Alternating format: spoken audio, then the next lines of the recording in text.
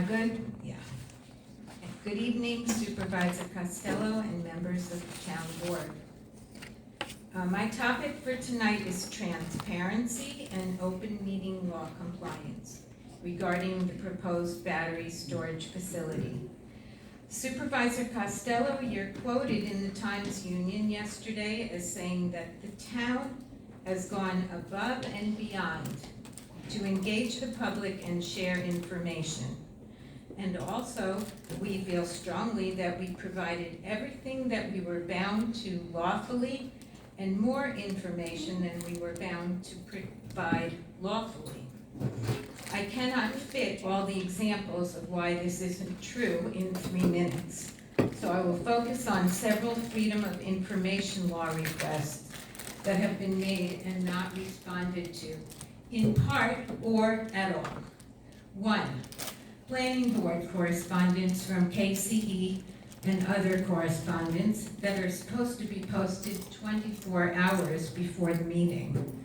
These documents are key to the community staying informed about the process and the progress of the project.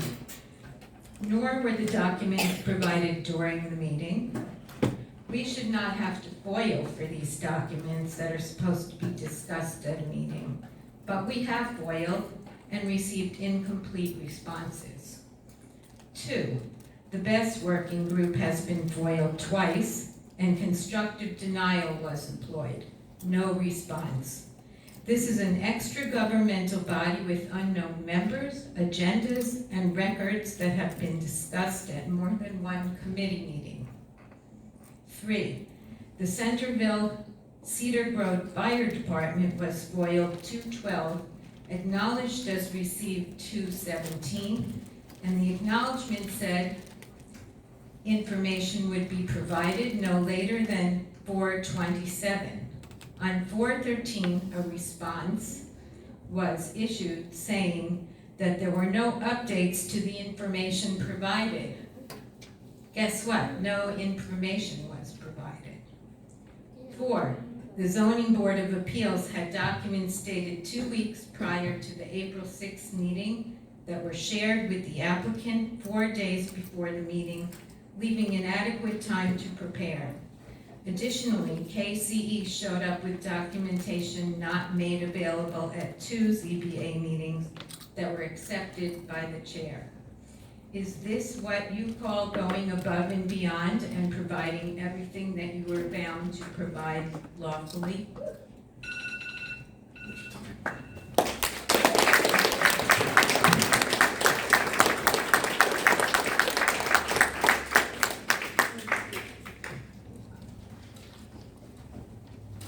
Elizabeth, you're up next.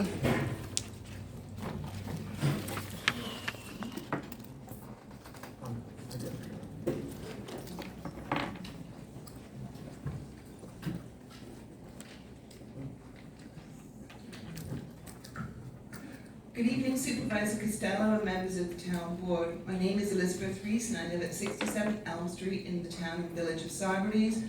I'm not on any of the committees in the town or any of the boards in the town, and I would appreciate it if people are, when they speak, they identify that as such. I'm asking the town board to answer on the record the following. What is the specific legal basis for the zoning classification that allowed key capture battery energy storage application on Thompson's Road? If that basis cannot be clearly stated, why this application is continuing instead of being paused? Have any vested rights been established, and if so, how? And how is the town addressing industrial rezoning while this application is actively under review? This is not about being for or against the project. This is about whether the process is legally sound. Recent reporting in the Times Union includes Supervisor Costello stating that the town is treating this as a permitted use and that a moratorium could expose the town to litigation by the developer that they would lose.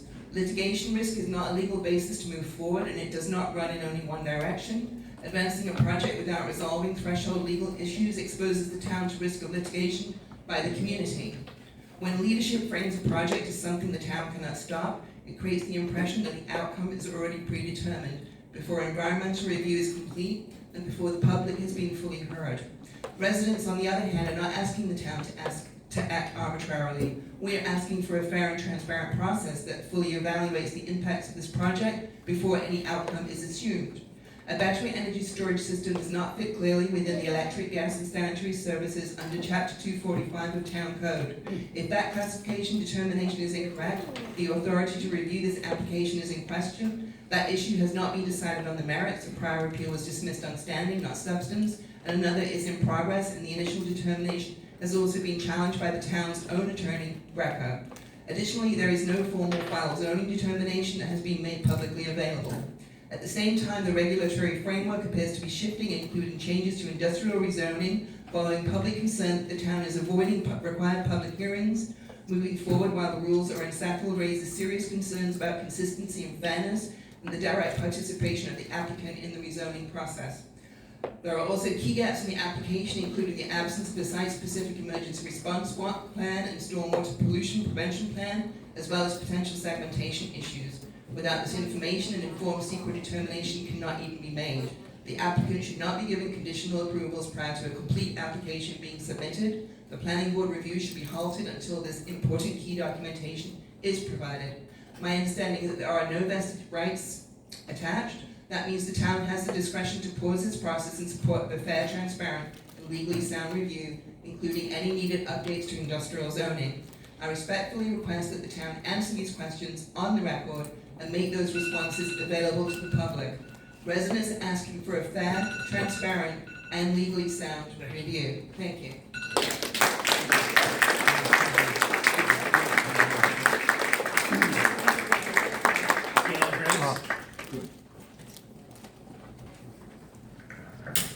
Thanks. I'll be brief. I don't think we can talk about BESS without talking about clean energy. The need to move forward aggressively with clean energy is critical to our children, our grandchildren. What is our legacy going to be? Are we going to wait for every risk to be mitigated?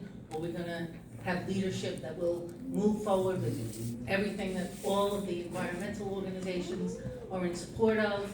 There's nothing without risk, but we really do need leadership that's not going to allow things to be slowed down to a crawl and make no more strides towards the implementation of effective clean energy. That's really about it. Thank you. Thank you, Gail.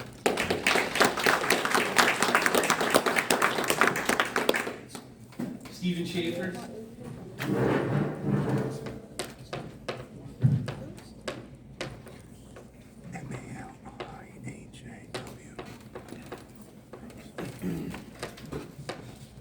Good evening to the town board and the audience. Stephen Schaefer, 8 Minder Street. I'm speaking for myself only, though I am a member of the Conservation Advisory Commission. I'm not going to say anything pro or con tonight about utility scale battery energy storage systems in general, nor about our state's energy objectives. Just want to say that the proposal to put a 100 megawatt, 400 megawatt hour BESS on Thompson's Road, in my personal opinion, has merit, but it warrants a lot of thought and deliberation in addition to the attention it has got by now. It needs to go through the whole CEQA process, which is made for this kind of thing. The key to making CEQA work for all parties is public input to preparing a scoping document that lays out all the considerations relevant to environmental impact to be addressed in the draft environmental impact statement, such as noise, the consequences of a fire, the consequences of an extreme weather event like 2 inches of rain falling in an hour, the possible outcomes of a cyber attack on the grid, and so forth. Individuals and groups can participate in writing the final scoping document. From what I hear, the lead agency, the Town Planning Board, hasn't yet decided that the proposal needs to go the full CEQA route, that is, to get a positive declaration. I think they'll make that move, I sincerely do. If they don't, if to my horror the lead agency declares minimal impact, no need for an EIS, I will lead the protests. That's a promise.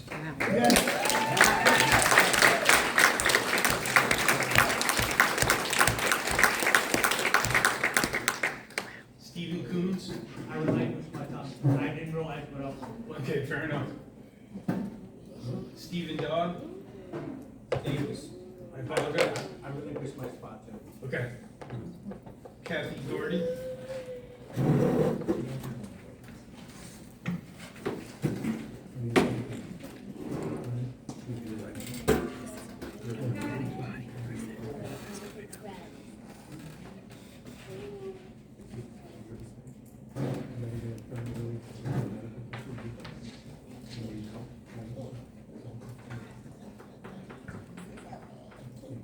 Kathy Gordon, 16 Ann Street, sorry.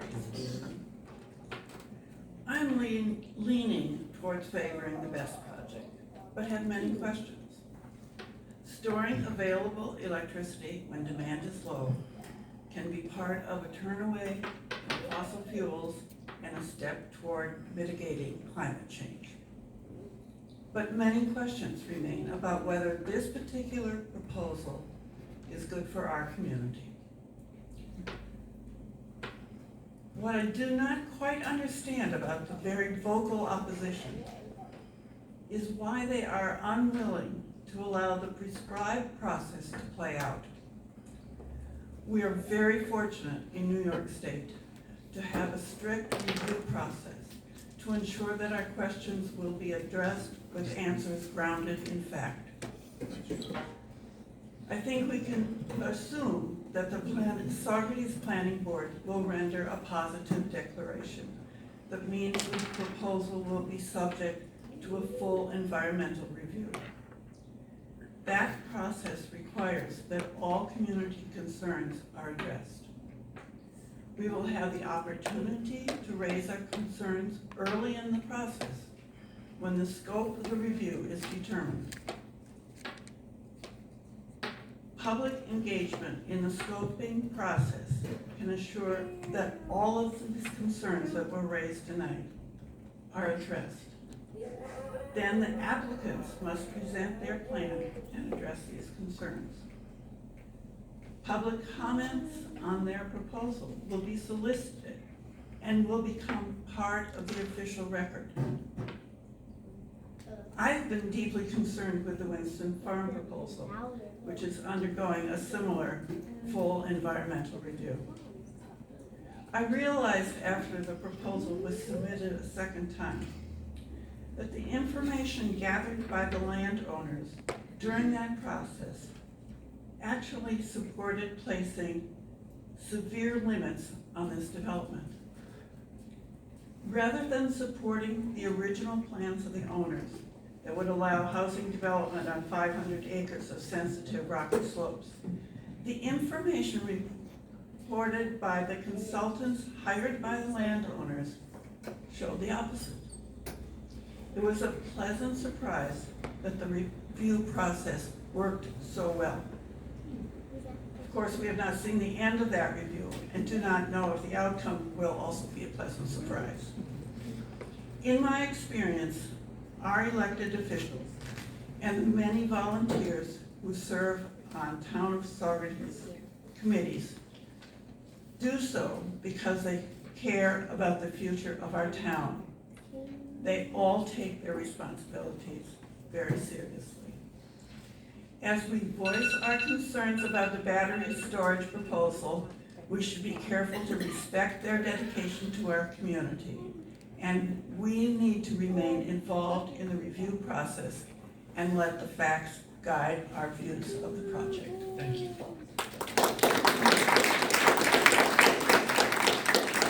Mary Cossack?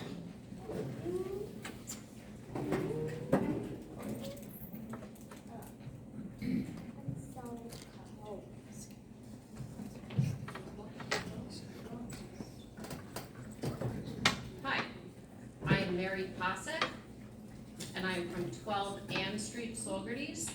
Kathy is my lovely neighbor. I'm going to share a piece that I wrote in the future. This is 5 years into the future. And it is a letter to the editor of Hudson Valley One, dated May 6, 2031. Dear editor, I'm writing about the fire at the BEST facility on Thompson's Road in Saugerties that occurred on April 1st, 2031. As I write this, a month after the fire, there is still a metallic smell in the air from the toxic fumes that burned for a week before it finally self-extinguished. All of us who live near and downwind from this facility have been exposed to a toxic air mixture of harmful gases such as hydrogen fluoride, carbon monoxide, and other volatile organic chemicals. I am already suffering from breathing difficulties, eye irritation, and I need to seek medical attention, but so does everyone else here. I wasn't able to evacuate as the authorities advised, as I'm caring for my father and I have limited resources and options. I'm now concerned about the long-term lung damage and chronic respiratory issues. My neighbors are all in a similar position. There is so much fear, uncertainty, and suffering. My prayers are with the volunteer firefighters who, like my two FDNY brothers, responded to 9/11 because these are forever chemicals. When I think back to 2026, I remember being part of a small but mighty group against the BEST project. We would attend town board meetings and educate our neighbors. We even had a petition with over 600 signatures. There were so many people against this project that didn't have time to show up at the meetings or to provide support to the resistance efforts. People had busy lives, and many were working multiple jobs just to manage inflation and cost of living. There were so many questions with unclear answers, as I recall 5 years ago. Why is this moving so fast? What are the benefits for Saugerties residents exactly? Can we consider other options like sodium ion, which are known to be safer? And why so close to residential, commercial, Can you and finish a the high sentence? school? Yes. So, fast forward, if I could go back to 2026, what would I say to the town board? Please slow down and consider the welfare of Saugerties residents. It's not worth it. Once we go forward with this, we cannot turn back.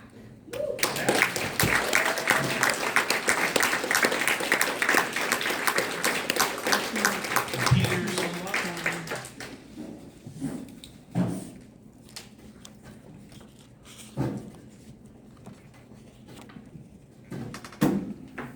Hi, I'm Peter Solo. I've lived in the woods in the western end of Saugerties for about 40 years. I don't get out much, but I am not a robot. Seem to be asked that a lot. I don't know if I have a lot to add to this discussion, because I don't have a lot of technical information, and I hope a lot of the issues are addressed.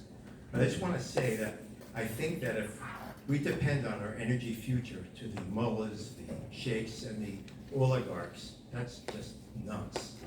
Fossil fuels have destroyed are destroying our environment and our health. The oil companies the oil money is running our politics. And I just think that something needs to be done, and we need to move on to newer forms of energy that's closer to us, and energy that we can support locally. And I think that a battery storage has to be part of that solution. So I just hope we can figure out